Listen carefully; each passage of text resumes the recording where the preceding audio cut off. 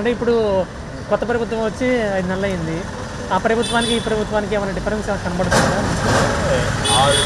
5 ఏళ్లలో పెద్దగా ఏమీ చేయలేదు. పెద్దగా అంటే అసలు చేయకోకుండా లేదు, కానీ కొన్ని చేశారు. ఎక్కువ అన్యాయంగా జరిగింది ప్రభుత్వంలో. దోచుకోవటమే తప్ప, దాచుకోవటం తప్ప పనులు జనాభా చేసింది తక్కువ. మరి కొత్త ప్రభుత్వం వచ్చేసి 5 ఏళ్లలో మరి వాళ్ళు వచ్చినప్పుడు కరోనా వచ్చింది, రన్నింగ్ అయింది. వీళ్ళు వచ్చాక వరద వచ్చింది. వరద మూలాన కొంత చేయలేని పరిస్థితి. మరి అప్పులు ఉన్నాయి కాబట్టి ఏదైనా చేయాలన్నా చేయలేని పరిస్థితి ఇప్పుడు ప్రజెంట్ గవర్నమెంట్. ఆ ప్రభుత్వం ఈ ప్రభుత్వం అనేం కాదు, కానీ బాబు గారికి ఏంటంటే కొంచెం తెలివితేటలు ఎక్కువ. జగన్కి ఆయాసం తప్ప గదిలో కూర్చొని బయటికి రావటం తెలియదు, మాట్లాడలేడు. అంతకుముందు ఒక్కరోజు కూడా ప్రెస్ మీట్ పెట్టాల. ఇప్పుడు ఈ 5 నెలలు కూడా అవ్వలేదు. నాకు తెలిసి ఒక 20 సార్లు అని వచ్చి ఉండేది. 5 ఏళ్లలో మరి ఒక్కసారి కూడా మాట్లాడలేదు. మరి బాబు గారికి కూడా కూర్చోవచ్చు కదా, చంద్రబాబు గారికి కూడా ఏమో 5 ఏళ్ళు బయటికి రావాల్సిన పనే ఉంది. 70 ఏళ్ల వయసులో పడి తిరగాల్సిన పనే ఉంది నేలల్లో. కనుక అధికారులు శాసిస్తే వాళ్ళే వెళ్తారుగా, చేశాడుగా. అంటే కష్టపడే దొరుకుతుంది, ఇక్కడ ఉంది, అక్కడ లేదు.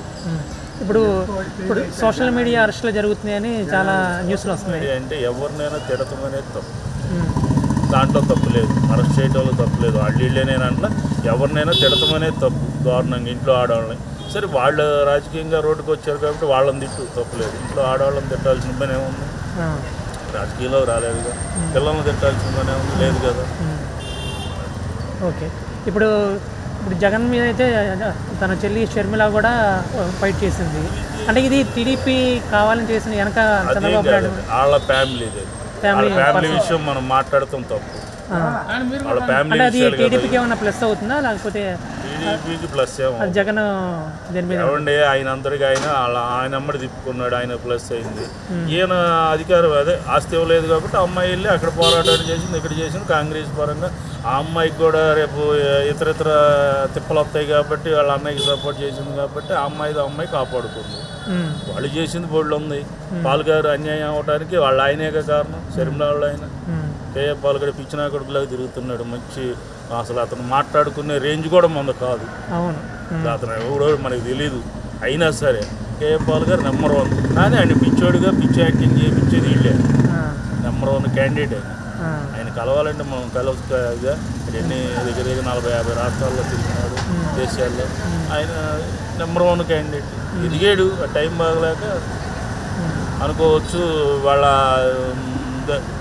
ఆయన రాజశేఖర రెడ్డి గారు ఉండగా తప్పు చేశాడు. అతనికి రావాల్సిన నిధులు అల్లుడికి మలిపాడు. దాని మీద అన్యాయంగా ఇది అయిపోయాడు. రాజశేఖర రెడ్డి గారు చచ్చిపోవడానికి కూడా కొడుకే కారణం. ఇప్పుడు ఏపీ క్యాపిటల్కి వచ్చి ఇప్పుడు మనకి చంద్రబాబు నాయుడు ఇచ్చినంత 15,000 కోట్లు నిధులు వచ్చినాయి. ఇప్పుడు జగన్ ఉన్నప్పుడు 3 రాజధానులనే చెప్పారు కదా. సో ఇప్పుడు ఆ 5 ఏళ్లలో కనుక అమరావతి స్టార్ట్ చేస్తుంటే కనుక పరిస్థితి బాగుండేదిగా, పెరుగుండేదిగా. ఇవాళ మా స్థలాలు పొలాలు ఉన్నాయి. మరి మంచి మూమెంట్లోకి వెళ్ళి 1 కోటి రూపాయల దాకా మళ్ళీ 40-50 లక్షలు వచ్చేసినాక 1 కోటి దాకా వెళ్ళి ఇవాళ బాబు గారు వచ్చినా కూడా ఆ 50 లక్షల్లోనే ఉండేది చెప్తున్నారు. ఇంకొన్నోళ్ళు లేరు. ఇప్పుడు పట్టుకి నేను చెప్తాను, కొన్నోళ్ళు లేరు. అంటే మళ్ళీ ఎట్లేదన్నా బాబు గారు 3-4 సంవత్సరాలు కష్టపడితే కానీ నెక్స్ట్ 5 ఏళ్లలో, అంటే ఈ 5 ఏళ్లలో కష్టపడి ఆ మార్పును చూపిస్తే నెక్స్ట్ 5 ఏళ్లలో మళ్ళీ ఆయనే వస్తే బాగుంటుంది. లేకపోతే జనాభా తను తప్పుందని తీసుకుంటే మళ్ళీ తలకు ఇంకో 1 లక్ష రూపాయలు అప్పు చేయాలి. ఫైనల్గా ఇప్పుడు చంద్రబాబు నాయుడు వచ్చిన తర్వాత ఇప్పుడు జగన్ మళ్ళీ ఖచ్చితంగా గెలుస్తామంటున్నాడు. ఉండదు, అసలు ఛాన్స్ ఉండదు.